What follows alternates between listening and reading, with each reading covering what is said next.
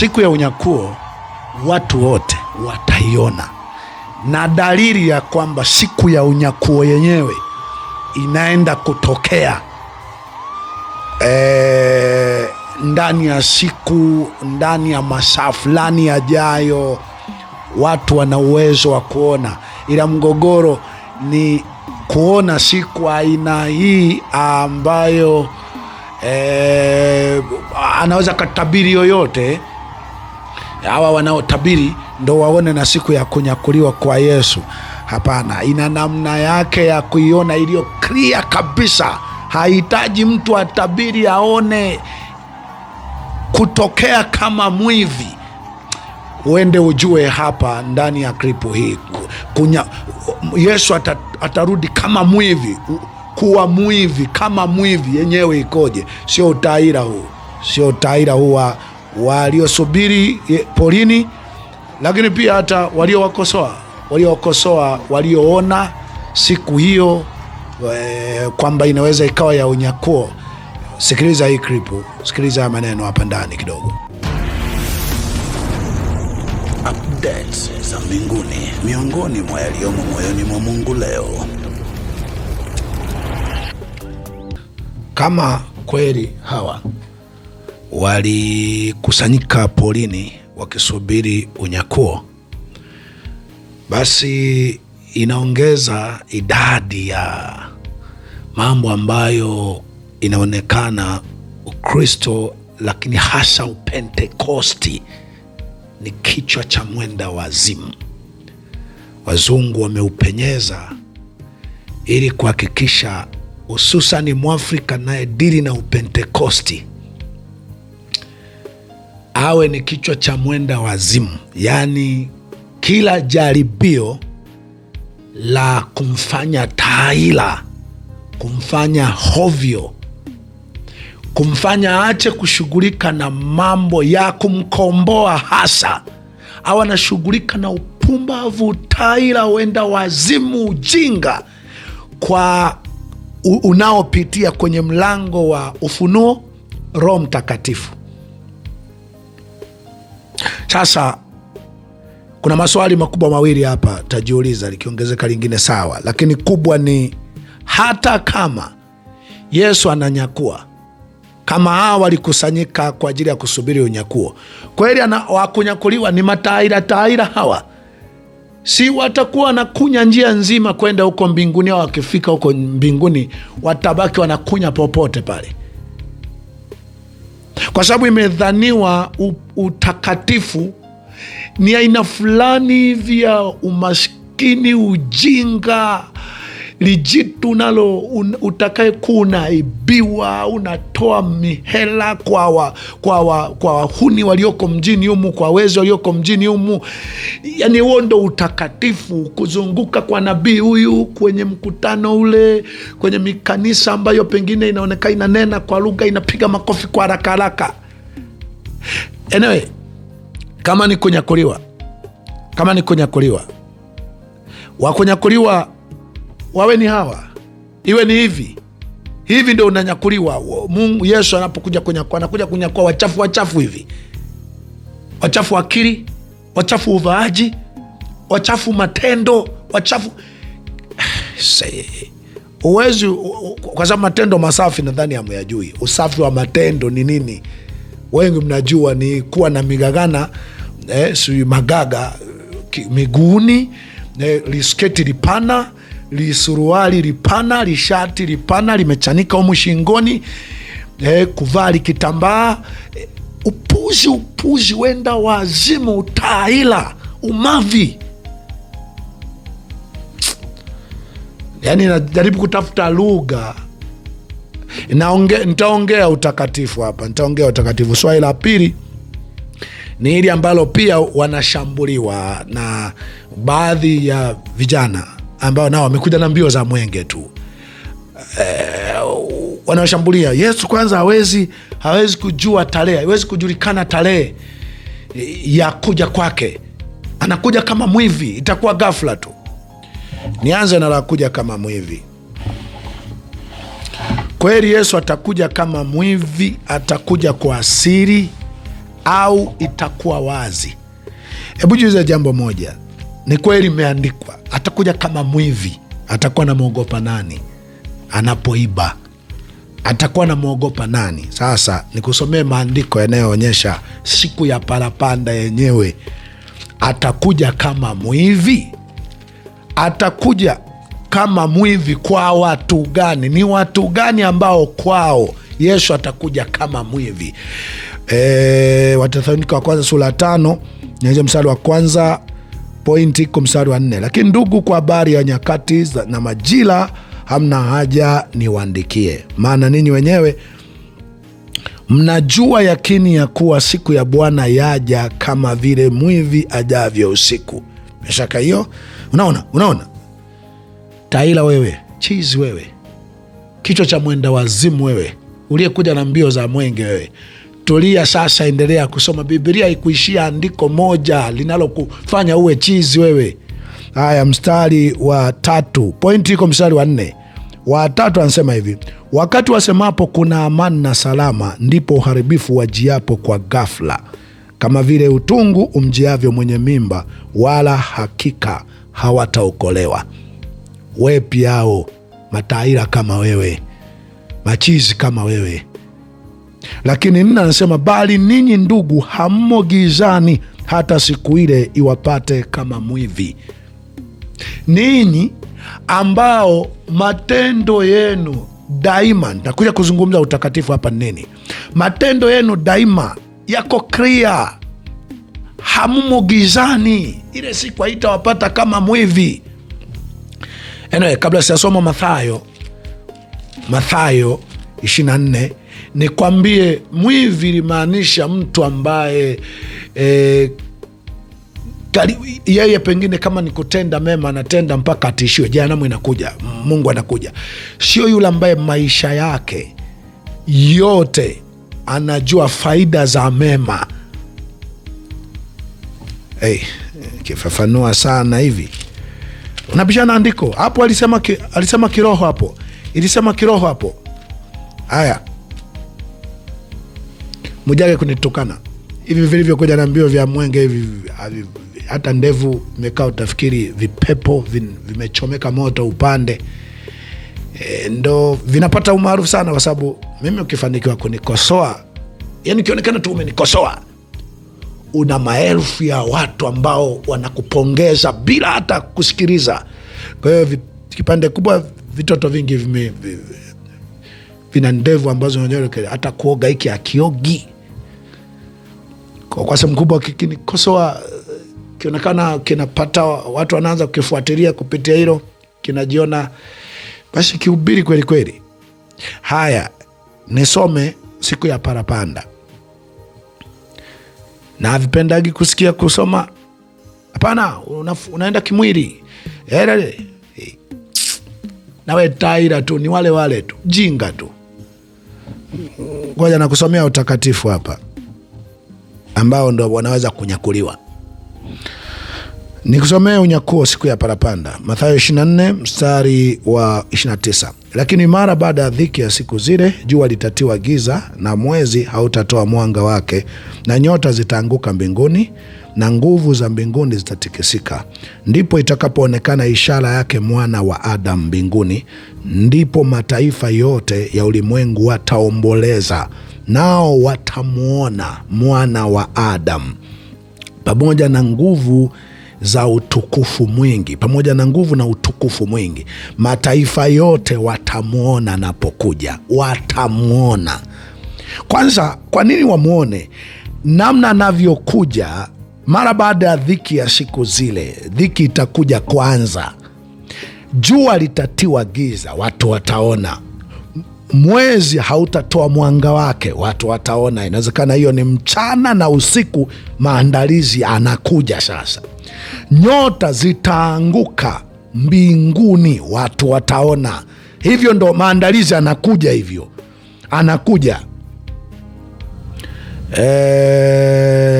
Ndipo itakapoonekana ishara yake na nguvu za mbinguni zitatikisika. Maandalizi, ndipo itakapoonekana ishara yake mwana wa Adamu mbinguni. ndipo mataifa yote ya ulimwengu watakapoomboleza, nao watamwona Mwana wa Adamu akija juu ya mawingu ya mbinguni pamoja na nguvu na utukufu mwingi, naye atawatuma malaika zake pamoja na sauti kuu ya parapanda, nao watawakusanya wateule wake toka pepo nne, toka mwisho huu wa mbingu mpaka mwisho huu. Hii ni mwivi. Huyo mwivi anakuja hivi, mwivi anakuja na ishara hizi. Ni mwivi. Neno mwivi ni kitendo cha wengi wao, utakuwa ni wakati ambao wanasema ngoja niue nipate pesa ile, ngoja niibe, ngoja nimwonee yule, ngoja nimuumize huyu. Kama kifo kijavyo, kwa wengi wao huja kama mwivi. Ndivyo inatumika neno mwivi. Ni tukio ambalo litakutokea wakati unafanya moja ya jambo ambao unasema ngoja nizinipo ka mwisho, ni uwepo, nitatengeneza, nitatubu. Wivi wa aina hiyo. Lakini kiujumla, fumbo mfumbie mjinga, mwerevu ataling'amua. Yesu alisema hivyo ili ikiwezekana, katika kuwa makini kusubiri Yesu atakavyokuja, iwe ni sababu ya wewe kufanya mema mpaka uanze kuiona faida ya mema. Unajua, unayeweza ukaacha kutenda mabaya kwa sababu ya kuogopa mbinguni au jehanamu, si kutaka kwenda mbinguni, uwezi ukaendelea nayo. Mema unatakiwa uyaone faida yake, mabaya uione hasara yake hapa duniani. Kurudi kwa Yesu usione tu kurudi na kwenda kukaa naye milele. Hebu muone kuja juu ya maisha yako, kama alivyosema, ufalume u ndani yenu, ufalume wake uje hapa duniani. Ona kuja kwa Yesu pia, sio tu kule baada ya kufa au kule baada unaposema unyakuo wa milele na hukumu ya milele.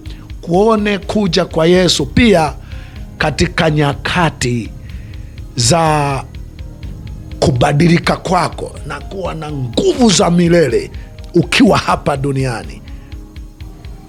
Bila shaka utaacha kuhangaika na utaira wa kwa lichafu fulani hivi, lichafu, libaya la akili, libaya la moyo, libaya la kila kitu, lakini linalotoa mali kanisani, linatoa misaada kanisani, linasubiri kunyakuliwa, linajiona litakatifu, halishiriki matendo yote yanayomfanya mtu awe mtakatifu, haliwi na mwonekano ambao kwa huo ndo uliitwa utakatifu. Ngoja nikufunulie, nikujulishe watakaonyakuliwa kwa mujibu wa Biblia. Watakatifu wanaonekanaje, wakoje? Na ujione kama wewe uko hivyo, usubiri kunyakuliwa, au ujue kunyakuliwa na kuto kunyakuliwa kulivyo. Haya, kuna anayesubiri kunyakuliwa, ana viwango vya utakatifu, usafi, hivi ambavyo ndo vilitajwa. Mungu anaweza kunyakua watu wa aina hii. Katika Efeso sura 4 mstari wa ngapi? Nianze mstari wa 26. Ili makusudi litakase na kulisafisha kwa maji katika neno, apate kulileta kanisa tukufu lisilo na ila wala kunyanzi wala lolote kama hayo, bali liwe takatifu lisilo na mawaa. Nijadili kanisa tukufu, alafu kidogo takatifu, lisilo na ila, lisilo na waa. Aina ya anayesubiri kunyakuliwa, anayeweza kujua Yesu siku anayokuja na ambaye Yesu atakuja kama mwivi. Mungu atumie Biblia hii kuwa kigezo cha kunyakua watu, alivyoweka vigezo humu. Kuna wakusubiri kunyakuliwa katika hii dunia hii. Kuna mwenye utakatifu, viwango vya Biblia ambavyo iliwataja watakatifu. Kuna mtukufu. Utukufu wa kiwango gani? Katika Wakorintho wa pili sura ya 3, sura ya 3 mstari wa 7. Sema, kwa maana ikiwa huduma ya mauti iliyoandikwa na kuchorwa katika mawe ilikuja katika utukufu, hata Waisraeli hawakuweza kukazia macho uso wa Musa kwa sababu ya utukufu wa uso wake, nao ni utukufu uliokuwa ukibatilika. Je, huduma ya Roho haitazidi kuwa katika utukufu zaidi? Kwa maana ikiwa huduma ya adhabu ina utukufu, siuze huduma ya haki ina utukufu unaozidi. Maana hata ile iliyotukuzwa haikuwa na utukufu hivi, kwa sababu ya utukufu uzidio sana. Kwa maana ikiwa ile inayobatilika ilikuwa na utukufu zaidi sana, ile ikaayo ina utukufu. Utukufu ni kile kiwango cha Musa wana wa Israeli walishindwa kukazia macho uso wake, kwa jinsi ulivyokuwa na utisho, unang'aa.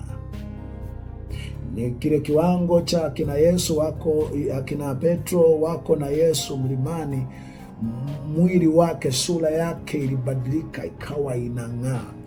Anasema utukufu uliokuwa juu ya Musa ulikuwa kidogo kwa sababu ulikuwa unabadilika. Wa sasa hivi tunatakiwa kuwa nao utukufu unaozidi utukufu wa Musa, apate kulileta kanisa tukufu litukuke hivyo. Kuna mwanguko mmoja, mataira ya mama, vichwa vya wenda wazimu hawa wana utukufu wa aina hiyo. Nimejadili kuhusu utukufu kwa ufupi tu hapo. Huo ndio utukufu, au ni utukufu katika ulimwengu wa roho. Musa alikuwa nao katika ulimwengu wa roho, Yesu alikuwa nao katika ulimwengu wa roho, sio kwa mwili huu, sio kwa sura hii. Unafahamu viwango vya kufikia hii sura vimepita kwenye kuchubuliwa kwingi, kuumizwa kwingi, kufungwa kwingi, kuuawa kwingi, kufiwa kwingi kwa kuuawa watu wa karibu yako, na baadaye aidha unakufa ukiwa katika njia ya kutaka kuja kufikia huo utukufu, ama Mungu baadaye akisha kupima kama dhahabu ndo anaweza akaja kuruhusu huo utukufu kuwa juu yako. Hawa vicha vya wenda wazimu nyie mtanyakuliwa nyie. Utakatifu ni nini? Utakatifu ni kufanya lililo kupasa wewe, kuto kumfanyia mwingine lile ambalo upendi kutendewa.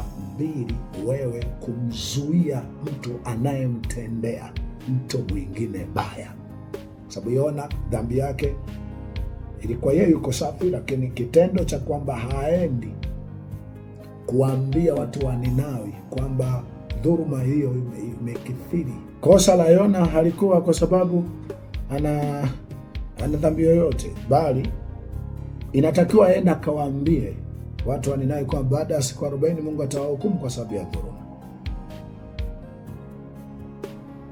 Kutokuambia ilikuwa dhambi kwake.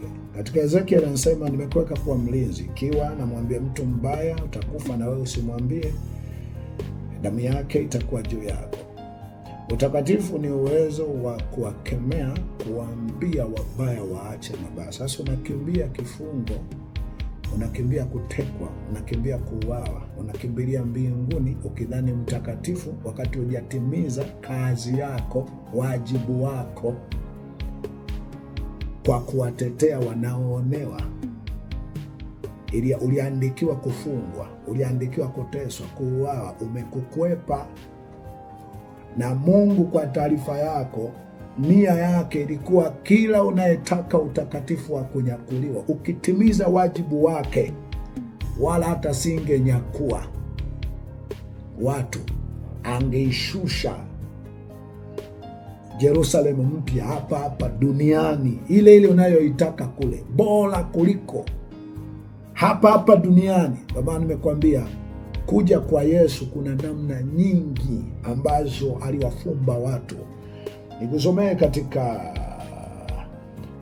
kitabu gani? Isaya 65 uone haya maisha umeyaishipo haya. Uoni wewe kulikuwa na vitu utakiwa ufanye afu uje uyaishi. Mungu aisema hivi, au Yerusalemu kama sio wewe, Yerusalemu hiyo unayojua, Yerusalemu mpya, mai kuishi haya, na wewe si utakuwemo Yerusalemu mpya? Katika Isaya 5 mstari wa 17 mpaka mwisho anasema, maana tazama, mimi naumba mbingu mpya na nchi mpya, na mambo ya kwanza hayatakumbukwa wala hayataingia moyoni. Lakini furahini mkashangilie daima kwa ajili ya hivi niumbavyo, maana tazama, naumba Yerusalemu uwe shangwe na watu wake wawe furaha. Nami nitaufurahia Yerusalemu, nitawaonea shangwe watu wangu. Sauti ya kulia haitasikiwa ndani yake tena, wala sauti ya kuomboleza. Nafanya mbingu mpya na nchi mpya. Naifanya. Amai kufanya. Tufanye baada ya hiyo ndio utakuja kunyakuliwa. Amai kufanya. Haya, sikia, hii mbingu utaona dunia na vyote vitakuwepo. Wabaya watakuwepo, lakini watakuwa na wakati mgumu sana. Kusoma kuanzia mwanzo, lakini pia mstari wa 20 anasema, hata kuwepo tena mtoto wa siku chache, wala mzee asiyetimiza siku zake, maana mtoto atakufa mwenye umri wa miaka 100, bali mtenda dhambi mwenye umri wa miaka 100 atalaaniwa. Atakuwepo mtenda dhambi, lakini dunia itakuwa tofauti sana. Itakuwa imekaliwa na watu wema na wenye haki. Sikia, nao watajenga nyumba na kukaa ndani yake, watapanda mizabibu na kula matunda yake. Hawatajenga kakaa mtu mwingine ndani yake, hawatapanda akala mtu mwingine. Maana kama siku za mti zilivyo, ndivyo zitakavyokuwa siku za watu wangu, na wateule wangu wataifurahia kazi ya mikono yao muda wa siku nyingi. Hawatajitaabisha kwa kazi bure, wala hawatazaa kwa taabu. Hebu niishie hapo. Mbinguni mtakuwa mnazae, mtakuwa mnajenga, mtakuwa mnalima. Hii Yerusalemu mpya, mbingu mpya, nchi mpya, umeshaionapo wewe? Rudi kaone vigezo vya kuishusha Yerusalemu mpya na mbingu mpya ambavyo Mungu ataishusha kwa sababu hiyo. Ndio vile vile unavyoita wewe kuja kunyakuliwa. Ungejua utakatifu, ungeuishi utakatifu, hakukuwa na sababu ya kukimbilia huko unakoita mbinguni. Mungu angeileta mbingu, hali zote za mbinguni zingekuwa kwenye maisha haya. Usingekuwa na kilio wala maombolezo. Ukiendelea kusoma hapa anasema, hata simba wataacha kula, wanyama watakula nyasi. Hakutakuwa na kilio cha mnyama, hakutakuwa na kilio cha binadamu wala maombolezo kwenye hii dunia. Sio mbinguni. Hapa waovu wapo, watu wema wapo, ila wakati huo mamlaka inatawaliwa na watu wema. Kwa hiyo waovu wana wakati mgumu kweli kweli kuishi katika nchi na dunia hiyo. Haya mataira ambao tumekosana kwenye eneo la siku mwivi, yatakuja kama mwivi. Tukaneni, tuweka picha yangu. Vijana wanajaribu kuona watainukia hapo, ila ninachojua vinginevyo ukunje kona mbele, ufanyie kazi makosa yako. Ukiacha hivyo, hicho kilicho kuinua utapotea kwa namna ambayo hautajua. Kumbe sababu uligusa visivyo vya kugusa. Mimi sina ila yoyote juu ya haya nafafanua. Sina ila spendi tutumie kiufahamu cha kitaira, tuite ni ukiroho. Asante sana. Asante. Sauti ya mtu aliaye ikiwa imetokea kumhifadhi sifa. Kabla hapo alikuwa analia akiwa imetokea gerezani alikufungwa kwa ajili ya neno la Mungu.